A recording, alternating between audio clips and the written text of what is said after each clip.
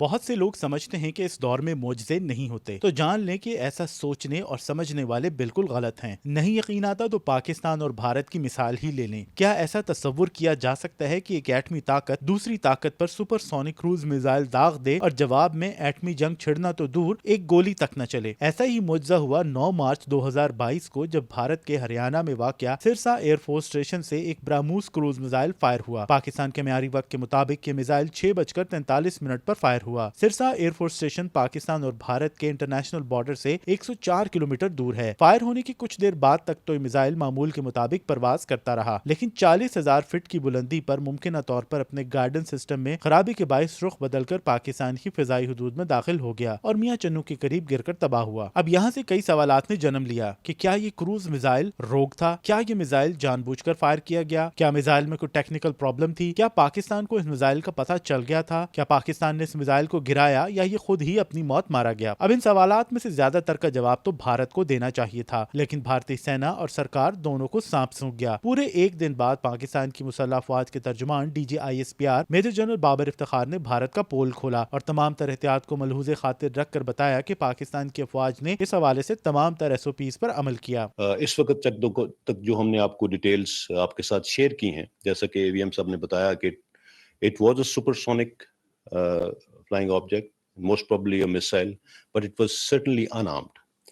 It was certainly unarmed. So whatever has caused this, we will wait for an explanation from the Indian side. That is where I will stop right now. As far as ہماری preparations کیا ہیں، جیسے آپ کو vice marshal صاحب نے بتایا کہ right from its point of origin یہ پاکستان انڈیا انٹرنیشنل بارڈر سے 100 کلومیٹر اندر تھا انڈیا میں، بٹ وہاں پہ بھی ہم نے اس کو پک کر لیا right from the start. We continuously kept monitoring and the moment it started taking a turn towards the Pakistani territory, اسی وقت جو بھی ہمارے ٹیکٹیکل اور ٹیکنیکل ایکشنز تھے SOPs کے مطابق وہ ان پلیس ہو گئے تھے.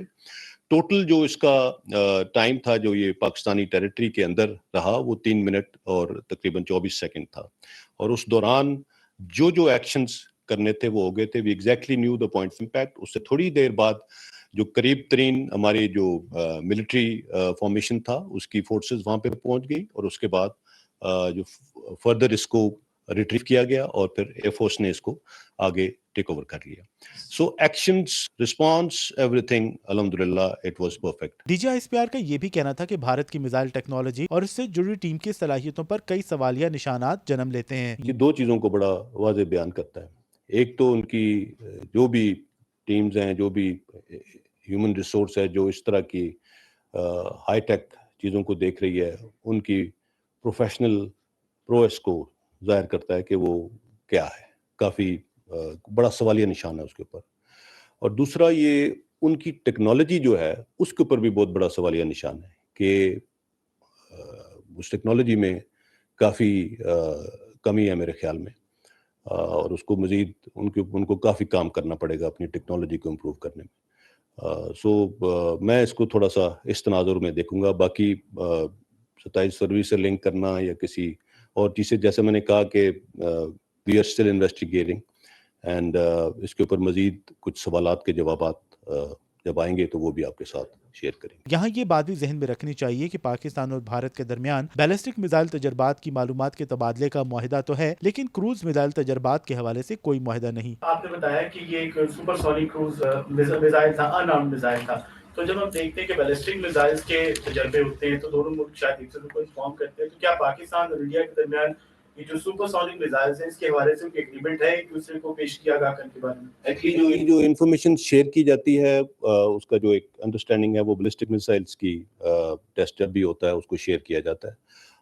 اس قسم کے جو میزائلز ہیں ان کی انفارمیشن اس طرح سے پہلے نہیں شیئر کی جاتی. پاکستان کے دفتر خارجہ نے بھی بھارتی ناظم الامور کو طلب کر کے احتجاج کیا اور کئی سوالات سامنے رکھے. پاکستان نے بھارت سے کہا کہ وہ وضاحت کرے کہ حادثاتی طور پر میزائل فائر ہونے جیسے واقعات کی روک تھام کے لیے کیا اقدامات اور کیا طریقہ کار اس کے پاس موجود ہے، خصوصاً اس واقعے کی تفصیلات سے پاکستان کو آگاہ کیا جائے. پاکستان نے بھارت سے کہا کہ اس میزائل کی قسم اور تفصیلات سے بھی آگاہ کیا جائے جو کہ پاکستان کی زمین پر گرا. پاکستان نے یہ بھی کہا کہ بھارت کو وضاحت دینا ہوگی کہ یہ میزائل کس راستے پر تھا اور کیسے اچانک اس کا راستہ تبدیل ہوا اور یہ پاکستان पाकिस्तान में दाखिल हो गया। पाकिस्तान ने पूछा कि क्या इस मिसाइल में खुद को तबाह करने का मैकेनिज्म मौजूद था, क्या मामूल की मशकों और देखभाल के दौरान भी भारत में मिसाइल दागे जाने के लिए दम तैयार रखे जाते हैं, और फिर भारत ने फौरी तौर पर पाकिस्तान को आगाह क्यों नहीं किया कि हादसाती तौर पर मिसाइल फायर हुआ, और इस बात का इंतजार क्यों किया गया कि पाकिस्तान की जानिब से इस वाक़े का ऐलान किया जाएगा और वजाहत मांगी जाएगी। पाकिस्तान का ये भी मौक़िफ़ है कि इतनी बड़ी नाहली को देखते हुए भारत को ये वजाहत करने की भी जरूरत है कि क्या इसके मिसाइल वाकई उसकी मुसल्लह अफवाज के हाथ में ही है या फिर किसी और के। पाकिस्तान के दफ्तर खारजा के बयान में वाज़ेह किया गया कि दोनों मुल्कों के दरमियान कम फासले और जवाब देने के वक्त के बाइस किसी भी जानिब से ऐसे किसी वाक़े की गलत तशरीह हो सकती है जो कि हमले की शक्ल में निकल सकती है, और फिर यकीनी तौर पर इस हमले या जवाबी कार्रवाई के संगीन नताइज होंगे। बैनुल-अक़वामी बरादरी को चाहिए कि वो एटमी माहौल में ऐसे वाक़े का सख्ती से नोटिस ले। पाकिस्तान ने यह भी कहा है कि भारत की जानिब से इंटरनली कोर्ट ऑफ इंक्वायरी के जरिए इस हादसे की तहकीकात का फैसला नाकाफी है, क्योंकि ये मिसाइल पाकिस्तान की हदूद में गिरा, इसलिए पाकिस्तान मुतालबा करता है कि इस वाक़े के हक़ाइक़ सामने लाए जाएं। पाकिस्तान ने भारतीय नाज़िमुल उमूर पर वाज़ेह किया कि इतने संजीदा मामले को एक सादा सी वजाहत या प्रेस रिलीज से खत्म नहीं किया जा सकता। भारतीय माहिरीन का भी मानना है कि किसी भी मुल्क की फ़िज़ाई हदूद में दाखिल होने वाली कोई भी शय हमला ही तसव्वुर की जाती है। ऐसी सूरत में दिफाई क़वाइद व ज़वाबित या SOPs यही कहते हैं कि मिसाइल आने की सूरत में आप भी जवाबी हमला करें, तो पाकिस्तान की जानिब से ऐसा न करना समझदारी के साथ एक सुलझा हुआ फैसला भी है। भारत सरकार की जानिब से अहम तरीन मसले पर भी एक सादा सी प्रेस रिलीज जारी करके मामले को टरखाने की कोशिश की गई। अब अगर दोनों दुश्मन देशों के माजी पर नजर डाली जाए तो पिछले 17 बरसों में पाकिस्तान और भारत के दरमियान 6 बड़े तनाज़ात जन्म ले चुके हैं, जिनको बातचीत या बैनुल-अक़वामी साज़िशी के बाद खत्म किया गया। इन वाक़यात के तनाज़ुर में मिसाइल का हादसाती तौर पर लॉन्च हो जाना दोनों मुल्कों के माहिरीन के लिए यकीनन तशवीश का बाइस है। फरवरी 1999 में पाकिस्तान और भारत ने एक MOU पर दस्तखत किए थे, जिसके तहत ये तय पाया था कि पाकिस्तान और भारत दोनों एक दूसरे को किसी भी किस्म के बैलिस्टिक मिसाइल टेस्ट करने से पहले आगाह करेंगे। दोनों ममालिक जमीनी या बहरी बैलिस्टिक मिसाइल लॉन्च करने से 3 दिन पहले एक दूसरे को आगाह करेंगे, और आगाह करने की जिम्मेदारी दोनों ममालिक के दफ्तर खारजा या हाई कमीशन पर होगी। इसके अलावा पाकिस्तान और भारत मुआहदे के तहत हर साल 1 जनवरी को एक दूसरे की एटमी तनसीबात की फहरिस्त का तबादला भी करते हैं। इसके अलावा पाकिस्तान और भारत इस बात पर भी मुत्तफिक हैं कि अगर मुसल्लह लड़ाका तैयारे 10 किलोमीटर की सरहदी हदूद में परवाज करेंगे तो पाकिस्तान और भारत एक दूसरे को आगाह करेंगे। एक मुआहदा एटमी हादसे से मुतल्लिक भी है कि अगर दोनों मुल्कों में से किसी के यहाँ भी कोई हादसा होता है तो दोनों एक दूसरे को मतला करेंगे। पिछले कई बरसों के दौरान पाकिस्तान और भारत के दरमियान कई मुआहदे तो तय पाए हैं, लेकिन इस दौरान हमने देखा है कि भारत और पाकिस्तान के दरमियान हथियारों की दौड़ भी हुई है। हथियारों की इस दौड़ के अंदर कई वो हथियार भी शामिल हैं जिनका इन मुआहदों के अंदर जिक्र नहीं। 2005 में पाकिस्तान ने भारत को ऑफर किया था कि क्रूज मिसाइल के टेस्ट के बारे में भी मुआहदा कर लिया जाए ताकि दोनों ममालिक एक दूसरे को बर वक्त आगाह कर सकें, लेकिन उस वक्त भारत ने इस बात पर कान नहीं धरे। पाकिस्तान ने अपने पहले क्रूज मिसाइल बाबर का तजर्बा 11 अगस्त 2005 को किया था, जिसके बाद पाकिस्तान क्रूज मिसाइल बाबर की कई जदीद अक़साम भी बना चुका है, जिसमें एयर लॉन्च होने वाला क्रूज मिसाइल रात भी शामिल है। इसी तरह भारत भी क्रूज मिसाइल बना चुका है जिसमें ब्रह्मोस सर फहरिस्त है। ब्रह्मोस की भी कई किस्में इस्तेमाल में हैं। इस तमाम तर सूरत हाल में खतरनाक बात यह है कि पाकिस्तान और भारत दोनों एटमी ताकतें हैं, और अगर पाकिस्तान भारत की जानिब से आने वाले मिसाइल को हमला समझकर जवाबी कार्रवाई कर देता और यकीनन पाकिस्तान का मिसाइल वॉरहेड से भी लैस होता तो क्या होता। बहुत से माहिरीन इस बात पर इत्तफाक नहीं करते कि मिसाइल हादसाती तौर पर लॉन्च हुआ। माहिरीन का कहना है कि भारत की तरफ से हादसाती तौर पर लॉन्च होने वाला बहाना हरगिज ऐसा नहीं कि कोई टीम मेंबर मिसाइल को कपड़ा मारकर साफ कर रहा था और वो चल पड़ा। इस तमाम तर सूरत हाल में कई सवालात जन्म लेते हैं। दो हमसाया एटमी कुव्वतों के दरमियान मिसाइल के चल जाने का ताल्लुक इसके कंट्रोल सिस्टम से भी है। ये मिसाइल किसके कंट्रोल में है? क्या जिस ऑफिसर के मातहत ये मिसाइल थे उसके या उसकी टीम के खिलाफ कोई कार्रवाई की गई? मिसाइल लॉन्च करने की इजाजत कौन देता है? इस बात का जवाब जरूरी है क्योंकि ये बहुत हसास मामला है। भारत के मिसाइल निजाम के एटमी प्रोग्राम को देखा जाए तो लगता है कि जैसे ये निजाम मोहतात और महफूज तरीके से नहीं चलाया जा रहा। बैनुल-अक़वामी सतह पर भी यकीनी तौर पर बड़ी तशवीश पाई जाती है क्योंकि भारत के एटमी हथियार और मिसाइल सिस्टम के संभालने के मामले पर यकीनन सबको तशवीश है और इसकी तफ्तीश भी होनी चाहिए। भारत में कई वाकयात पहले भी हो चुके हैं जिसके बाद उसकी दिफाई सलाहियतों खास तौर पर कमांड एंड कंट्रोल सिस्टम पर कई सवालात ने जन्म लिया। 2018 में हम सब देख चुके हैं कि भारत की एटमी आबदोज अरिहंत भी इसी किस्म की एक नाहिली के बाइस हादसे का शिकार हुई। 2018 में भारत के अखबार द हिंदू ने खबर दी थी कि गलती से हैच खुला रह जाने की वजह से न्यूक्लियर फ्यूल से चलने वाली आबदोज में समुद्री पानी दाखिल हो गया था और तकरीबन $3 अरब